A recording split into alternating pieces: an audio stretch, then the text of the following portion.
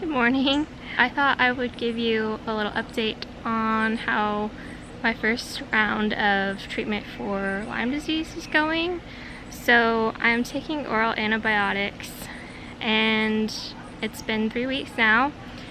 And honestly, I prepared myself for like the absolute worst, like unbearable ER level reaction, and that hasn't happened. I can't say it's been enjoyable, but thankfully it's been tolerable, I guess. The main things that I have noticed have been an increase in my intracranial hypertension symptoms, and that is something that can happen with this medication that I'm on and something that my neurosurgeon is aware of. We're monitoring it closely and everything like that, but as long as like I can tolerate it, my doctor would like me to be using this specific drug for now.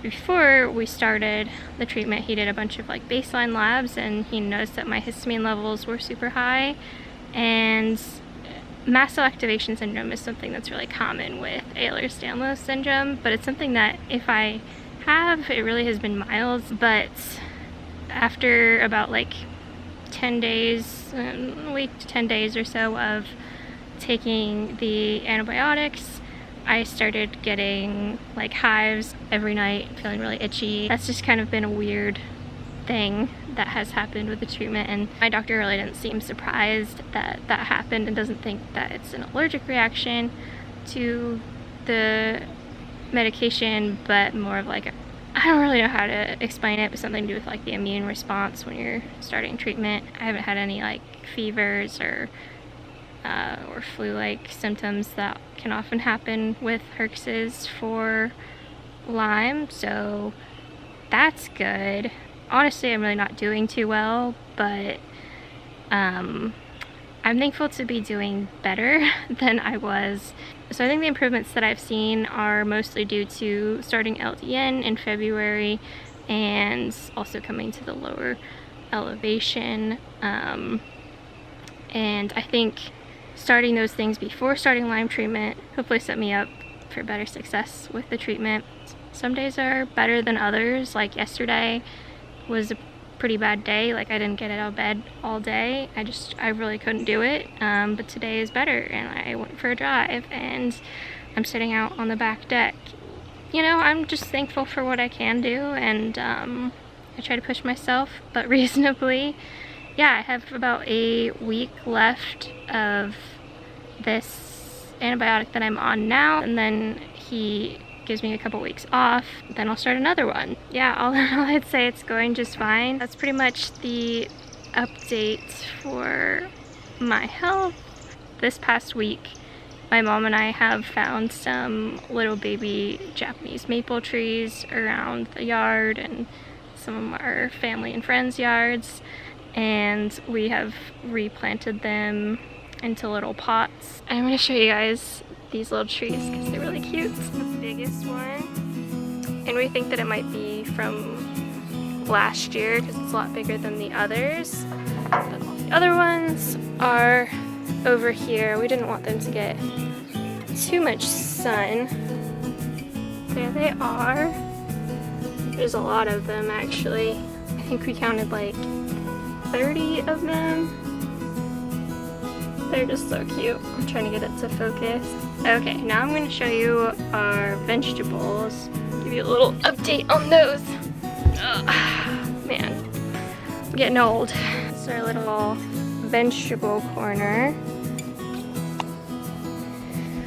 These are our tomato plants. We bought these a couple weeks ago, and I wish we could say we planted them from seed, but we did not. We got some banana peppers as well, and they're starting to flower. These are our peppers. I'm gonna have to transplant those soon because they're getting pretty big. And more peppers. I'm not sure whether they're jalapenos or bell peppers, to be honest, but hopefully we'll find out. There's the cilantro. It's like about to flower, and we're gonna try to collect the seeds to plant more. About a week or two ago, Jake and I harvested the cilantro and we were able to make one batch of salsa with it. So I'm gonna go ahead and show that to you now. Today's the day. Harvest time. It's time for the harvest. It's been like the hottest day it's been. First clipping.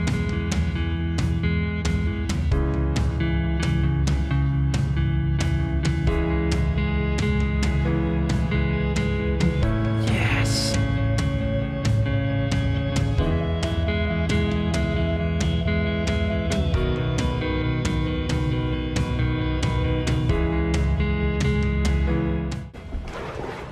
Oh look, it's our wedding hydrangea. My mom's neighbor saved one of the hydrangeas from our wedding 2 years ago and she replanted it, and that is it. It's still alive. Pretty cool, huh? That is pretty cool. Okay, back to the cilantro. This takes significantly longer than I thought. I think that's why a lot of people just literally just cut it all off because they don't want to keep regrowing it. Maybe we should have done that. It would be way easier. It did take forever to grow, so.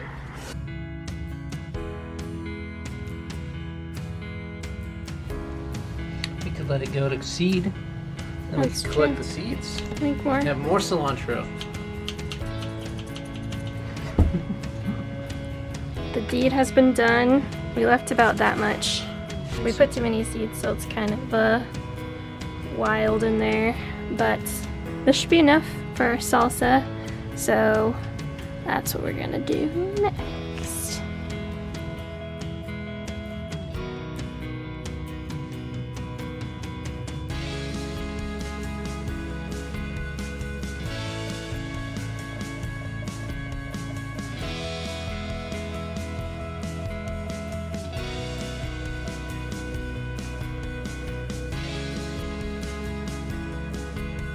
Yep, we're ready.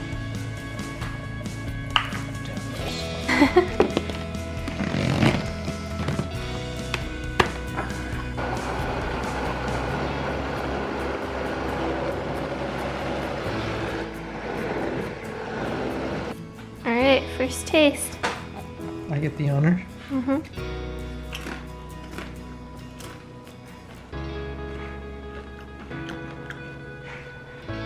It's pretty good.